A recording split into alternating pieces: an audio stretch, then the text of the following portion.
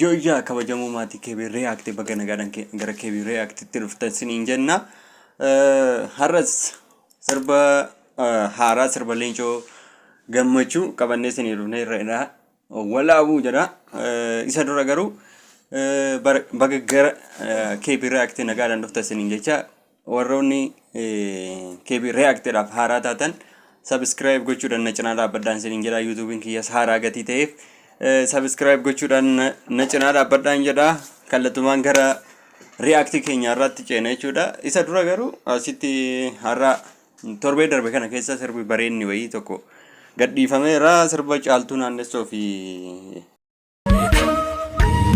hangifti dureessa innis mootii ana mee anumaaf dhiisa durboonni biyyana nu kamiseerratti masaraa jaarranna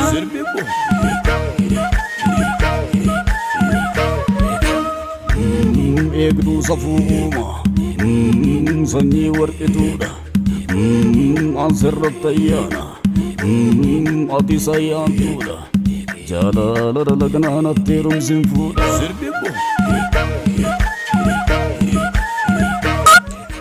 sirbi kun sirba baay'ee natti tole jechuudha sirboota torbee kana ba'an keessaati sirba ajaa'ibaati sirba kanas daawwadhaa isiniin jenna amma kallattumaan gara sirba leencootti dabarra jechuudha walaabuudhaan shaashaa ichaa ollaa nu faana tura isiniin jedha.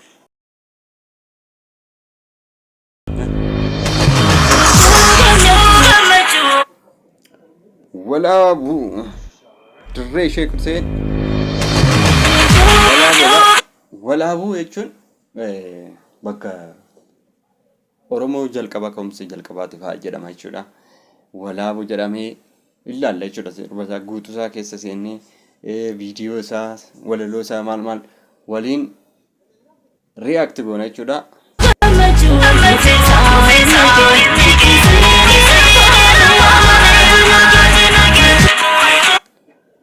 Dirree Sheek Hussein agarra jechuudha dirree Sheek Hussein ara nu daawwachiise nama yaadna leencoo gammachuu asitti bosa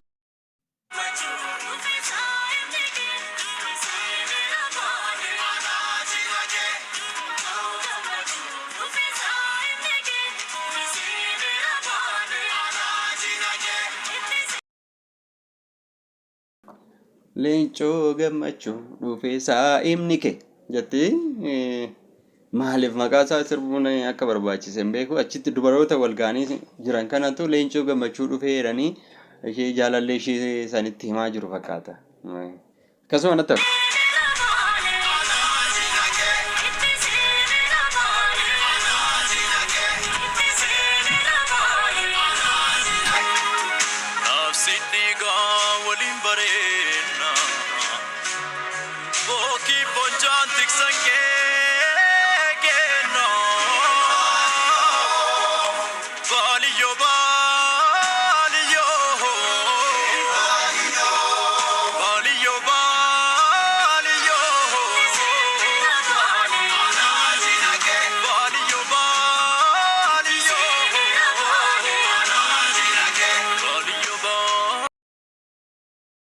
Terboon kaameraa shootinsa baay'ee waan ajaa'ibaa hojjechaa jiru jechuudha. Gaara Baalee irratti waraabame fakkaatas gaara Baalee akka ajaa'ibaatti nutti agarsiisaa jiru jechuudha. Gaarri Baalee immoo paarkiin gaarreen Baalee dhiyoo kana ji'oota darbe kana keessa UNESCO irratti galmaa'ee jira jechuudha. Hin daawwanna.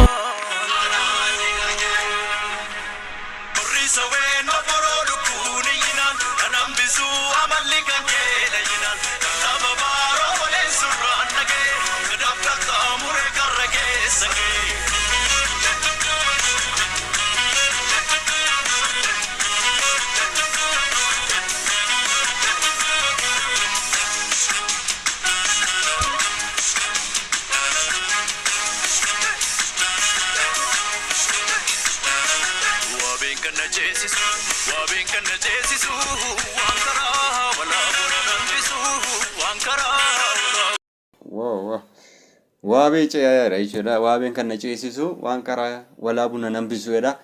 Dirree Sheek Hussein deemaa irraa ta'u baale deemaa irraa ishee jaalallee isaa bira dhaqu jechuudha. Jaalalli kun waan nama hin goone hin qabu jechuudha. Laga meeqa qaxxaamuree deemaa irraa namoonni immoo laga meeqa qaxxaamuree gaara bu'ee maal jedhee jecha walaloo barreessaa ture siin jira. Leencoon immoo walaloo dadhabdoo hin taane qaamaan itti ka'e jechuudha baale deemuudhaayi.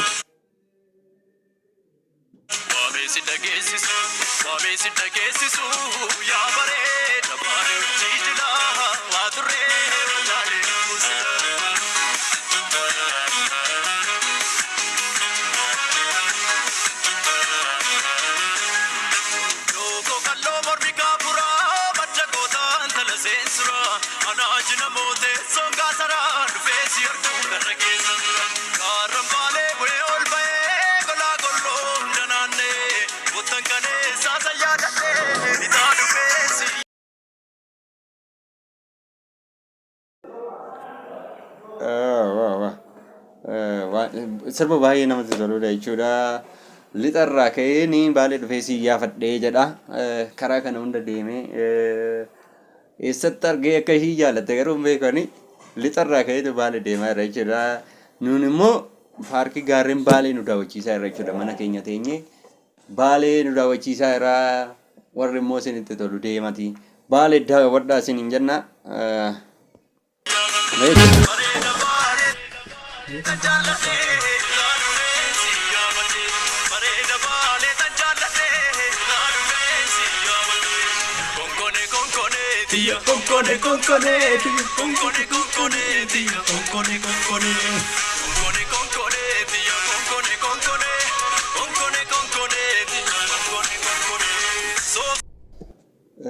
Leencoon jechuudha yeroo baay'ee sirboota isaa darban irratti illee fudhannee saglii irrattis isa duraa irratti illee sirba aadaa irratti xiyyeeffatee sirba jechuudha.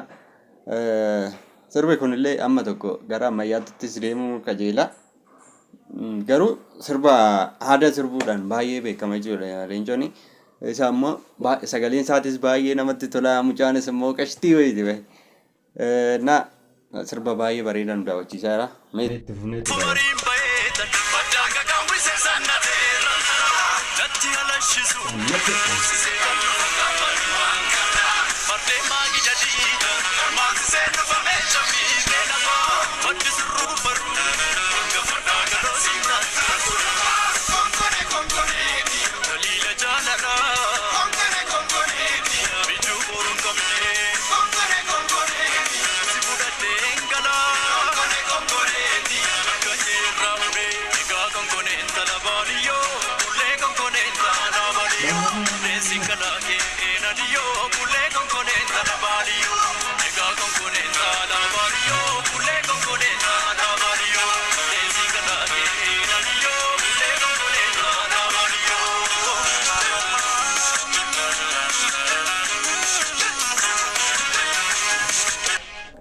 shubbisni isaanii baay'ee natti tole jechuudha.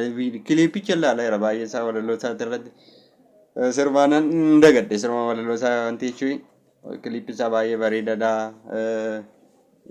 Daarektarri isaa illee Leencuma natti fakkaate. Gaariidha sirba bareedaadha amma tokko.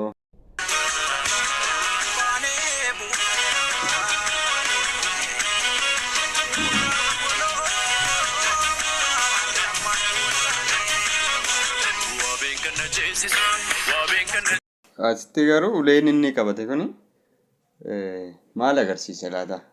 Noon beeku garuu waan maal akka agarsiisu hin beeku tarii warri beektan. Natti maayee akka natti fakkaattu garuu tarii akka walqixxummaa fa'aa agarsiisa waan jedhu tokko dhaga'een ture natti fakkaata. Garuu itti namaanu natti maayin jedha warri beektan.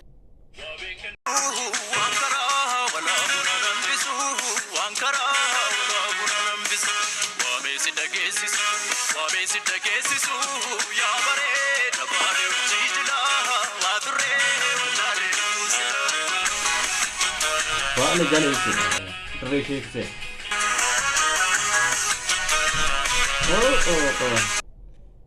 Wal arganii nagatti.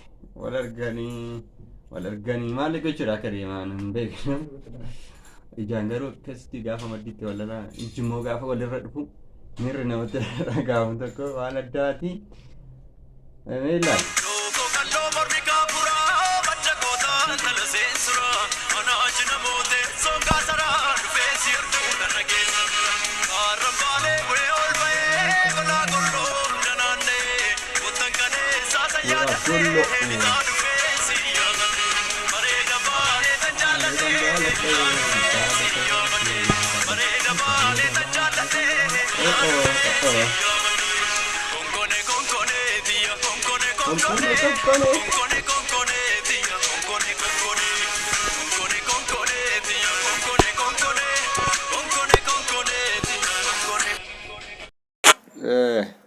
Taphachaa yeroo jechuudha wal jalaa fiiganii maal wal jala dhokachuu maal jalaa dhokataa jiru. Nuyin immoo asumaanii dirree Sheek Huseen nu daawwachiisaa yeroo jechuudha. Kilippii kana warra hojjete baay'ee galatooma jennaani. Dirree Sheek Huseen addunyaatti agarsiisaa yeroo jechuudha. Maal akka fakkaatu eessaan akka seenan eessaan akka ba'an wanti meeqa qaba jedhan karra meeqa qaba jedhanii baay'ee qaba garuu karra meeqa ture hin beeku garuu dagadheera amma kan yaadutti karra 16 waan akkasii jedhu natti fakkaate nu daawwachiisaa yeroo jechuudha. Dirree Sheek Huseen guutummaa isaa daawwachaa irra jechuudha. Qabeenya Baalee galatooma.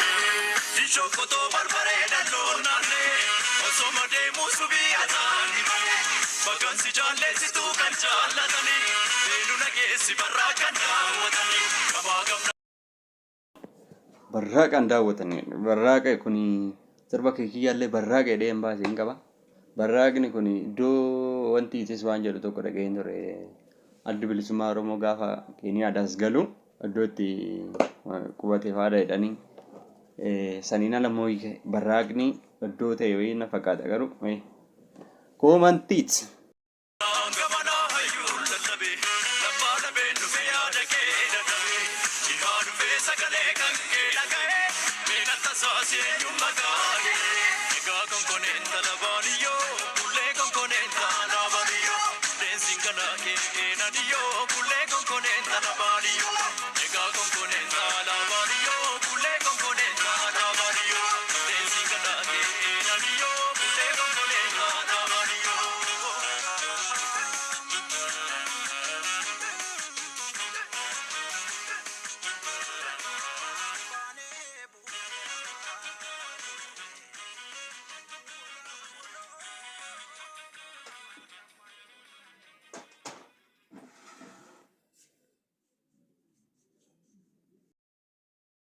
Nome jechuudha. Sirbillee hin gammachuu bifa kana fakkaatuun Baalee keessa nu naannessee sanaa ta'e maal jecha reaaktii ajaa'ibaa sirba ajaa'ibaa nu daawwanne reaaktii gaarii akka waliin qabaachaa turre nan abdadhaa. Daarektarri isaa Leencumaa Gammachuuti. Warri jalaa qaballee Bishiraa Boorshaa fa'aadha. Lataa Baqqaladha. Sirba ajaa'ibaa daawwanne jechuudha. Leencoon haa galatoomu. Akka waliigalaatti kana fakkaata jechuudha. Reaaktiin keenya har'aati. Keebii reaaktii immoo haaraa gatii ta'ee fi sabiskiraayib gochuudhaan na cinaa dhaabbadhaan jedha. Piliis manni natti qorree Oromoo minna Oromoo lakkii laayikii godhaa sheer godhaa sabiskiraayib naa godhaa. Yeroo dhiyootti immoo guddanneetu waan ajaa'ibaa waan baay'ee guuttannee hin dhufne jechuudha. Amma sanitti nagaa ta'a.